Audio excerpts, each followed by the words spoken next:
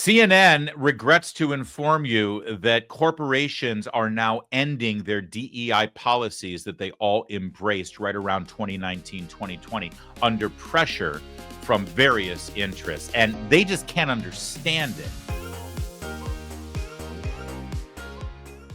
Here's a CNN explaining it all to you. Conservatives fighting back against corporate DEI may have scored their biggest victory yet.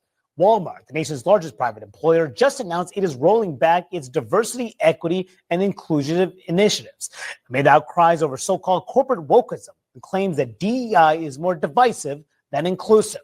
Walmart says it's ending racial equity training programs for staff, evaluating programs designed to increase supplier diversity, reviewing funding of pride events, and removing sexual or transgender products marketed to children. Now, Walmart defends the move, saying, quote, "We have been on a journey and know we aren't perfect, but every decision comes from a place of wanting to foster a sense of belonging." Other companies making similar moves. They include Harley-Davidson, Tractor Supply, and John Deere. Now, this is an interesting segment here, and I do love that the look at this graphic for a second and then pair it with the incredulous, somewhat shocked and offended voice and inflection from the newsreader here, especially the last bullet item. They're even removing transgender and sexually related products that are marketed toward children. What are they thinking? Well, I cannot believe that Walmart is doing something like that, says the CNN host. Can you believe that they don't want sexually oriented products marketed toward children? What's wrong with these crazy conservatives? And what's wrong with Walmart buckling under? And what's amazing about that story, first of all, it's accurate, yes, but he's left a major component out of this. I mean, he started it with this sort of obtuse description of how it occurred. Conservatives fighting back against corporate DEI. Conservatives fighting back against corporate DEI. Well, I'll do what CNN refuses to do and tell you exactly who's responsible. It's this guy. He's awesome. He's a social media influencer. He's Cuban born. He used to work in the entertainment industry in Hollywood. He now lives in Nashville. He was going to run for Congress, but now he's basically taken it upon himself to go after these corporations and these policies. His name is Robbie Starbuck, and he's a one-man wrecking ball. And yes, he was able to do this with Walmart. I'll get into the details of how he did it in a moment. But the breakdown of the policies, no longer participate in Human Rights Campaign's Corporate Equality Index. Human Rights Campaign is an activist group in Washington, D.C. that took up the mantle of same-sex marriage, but then once they won that fight, it's not like they said, well, mission accomplished, let's walk away. Oh, no. HRC is now run by a transgender individual, a dude in a dress, who now is trying to force corporations to accept their radical agenda, and they've created this thing called the Corporate Equality Index, where if they rate you low on the scale, well, they'll write a really mean memo about it, and maybe they'll get their army of transgender activists to boycott your product. And these corporations were terrified of them. Robbie Starbuck walked into the boardroom and said, don't be scared of them, be scared of us. Because when I expose you and show you exactly what you're doing here, you're going to see a boycott like nothing you've ever believed. And this has worked. Robbie Starbuck's efforts has worked with Walmart this time, but before that with John Deere, with Tractor Supply, with I've got a whole list of companies I'll tell you in a moment. They're going to monitor the Walmart marketplace to identify an inappropriate sexual transgender products marketed toward children. They're going to review all funding of Pride and other events to avoid incorporating inappropriate sexualized content targeting kids. Again, let's just be clear here. Walmart can go and fund some sort of, Pride exhibit or gay rights group.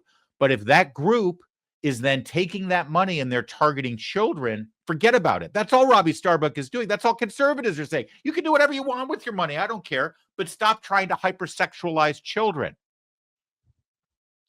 They're not going to extend the Racial Equity Center, which was established in 2020.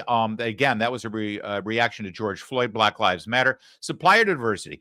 Walmart will evaluate supplier diversity programs to ensure they don't provide preferential treatment and benefits to suppliers based on diversity. Yeah, we're just going to get the best products. from the best companies, not because of what color their skin is or who they sleep with. It goes on and on and on.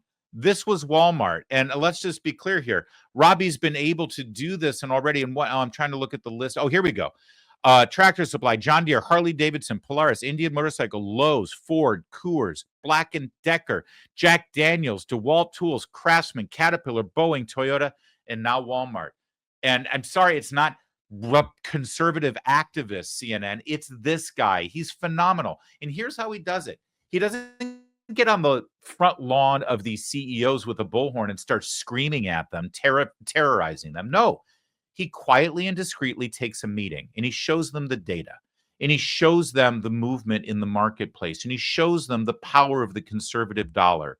And he says, listen, guys, this is what you're doing right now. And this is where your money's going, by the way. I doubt the people who run Walmart really want their dollars, their profits to be funding sexualization of children. Drag queen story hour for 5-year-olds. So he shows them what's happening with their money and says, if you keep doing this, I'm going to expose it. I'm going to let everybody know about it. But if you end it right now, we will celebrate you. I'm not threatening a boycott. What I'm saying is, if you stop doing this, I'm going to let all the conservatives in America reward you for ending it. That's how you do it. And then he gives Walmart a chance to do that. Now, if they don't, then Robbie comes out and there's a lot of people, he influences a lot of people, and we know about it. They say, hey, they're doing what Bud Light did, everybody. What are you going to do with your consumer dollar? And by the way, one day after this announcement, take a look at Walmart's stock price, right? In one day, that's the stock price for Walmart. By the way, who refuses to end these programs? Who continues to market their gay pride products and transgender products and hypersexualized content to children? Who proudly embraces that? Target does, Walmart's competitor. The same day Walmart announced this, what did Target's stock price do? That would be Target stock price in just one day. But see, this goes well beyond just Walmart. This is a trend in this country right now. We have had it up to here. CNN highlights this. Again, CNN is shocked by it. They don't understand because nobody working at CNN agrees.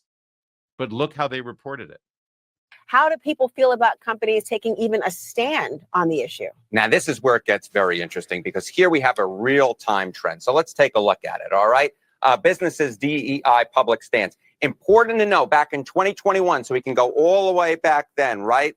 Just after the summer of George Floyd, which of course was back in 2020. How important did folks think it was to know the DEI stances of businesses? It was 68%. It was 68%. Look at where we are now in 2024, a real decrease. Just 53% of Americans want to know a business's DEI stance. So what we've seen here is back, right after the summer of George Floyd, there was a lot of interest in DEI, a lot of interest in folks knowing businesses' stances towards DEI. Now, considerably less so in 2024. This is a drop of 15 points. That's a considerable drop. I like looking at poll questions. You oftentimes don't see this type of drop unless there's a real change in public opinion. That's striking, those numbers. I remember 2021 very well and how important it was to people in the community and, frankly, voters overall. I mean, it's become this issue of DEI and concept, a political lightning rod, especially among conservatives, Harry. How do Republicans and Democrats view it? Yeah, what is driving this decline? It's Republicans. Okay, important to want to know a business's DEI stance. You go back to 2021. Look, there was a partisan divide between Democrats and Republicans. Democrats coming in at 86%, Republicans coming in at 50%. Democrats have basically stayed pretty steady on this issue, right? In 2024, it's 79%, a slight drop, but not so far off from that 86%. Look at Republicans. Look at this drop off in this number. 50% back in 2021 said it was important to know a business's stance on DEI. Now it's just 22%. That is a drop of more than half from 2021 to 2024. And that, of course, is mirroring what we're seeing from politicians, from Republicans, folks like Donald Trump. The bottom line is the Republican base on DEI 3 years ago, kind of lukewarm, now in vast opposition to it. They don't want to hear anything from businesses on DEI. And I think that's why you're seeing a lot of businesses differentiating themselves out, saying, you know what, we're taking a step back. Yeah, that's right. And part of the numbers back in 2021 was because, you hear these words, it's important to know about a company's diversity and equality and inclusion policies. Like, yeah, I'm in favor of inclusion. I don't want anyone excluded. Sure, I guess that's important. Then you find out what's done with it. You find out what that really means. And it's like, not just no, hell no. In fact, the 22% number there, I would argue that there are probably some people who answer that question. Yes, it's important for me to know a business's stance on DEI, because if they're all in on DEI and they're hiring Dylan Mulvaney to sell their product, I don't want to touch their product. So I would like to know. You know what I mean? Yeah, I want to know. I'm not in favor of it, but I do want to know. It's a huge shift culturally in this country, and it should make you feel better about where things, a lot of times culturally things start moving in this country and it feels like a boulder going down a giant mountain slope. And once it starts going, there's no stopping it. But I've said it before, the sleeping giant has been awoken in this country. And not only that, but we now know the power and influence we have. We are not silenced. We have the ability to actually make change. And I think it goes all the way back to the pandemic, when those parents went into the school board meeting in Loudoun County and said, what the hell are you doing? Stop this with our children. Stop with the mask. Open up the schools again. Let us back into the classroom. Figure it out. And suddenly we all recognize that we were those parents in those rooms. And we're not stopping. We're not stopping until we fix what's broken in this country. We still can do it. But it's just beginning. By the way, there's another thing that we've learned, and this is sort of a breaking story. It just happened this morning. We've learned how to use the law for our purposes. This is actually connected to these DEI policies in a way. There are 3 major corporations out there, asset managers, that have been pushing these policies on the boardroom, not because customers demand it, not even because the people who run the companies demand it, but these 3 asset managers, BlackRock, Vanguard, and State Street, they are totally woke. They have taken up the mantle of climate change and diversity and Black Lives Matter and transgender policies. They get into the boardroom. They own a huge amount of the stocks, and they force this on these companies, some of them against their will. Well, we're fighting back, and we're fighting back through state treasurers and through state attorney generals. Ken Paxton, along with 10 other attorneys general, have filed a lawsuit today against those 3 asset managers, specifically about their policies with regard to energy. Apparently, according to the lawsuit, these asset managers have used their holdings in energy companies to artificially suppress the coal supply. Now, that drives up the price of coal, resulting in higher costs for consumers nationwide. Why are they doing it?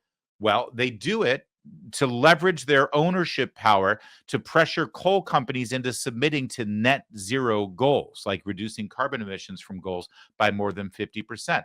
They're pushing their climate change agenda and anti-carbon agenda, anti-coal agenda onto these corporations to basically bankrupt them because they believe in climate change. And that's affecting the market. It's affecting the states. It's affecting you and how much you pay for electricity or for gas and oil, because as those prices go up artificially because of these mandates, the price of everything goes up artificially. So this is just another example how fighting back, how people power, how targeting these people and using their own tactics against them are actually making a difference. Are you tired of winning yet? Because I'm not.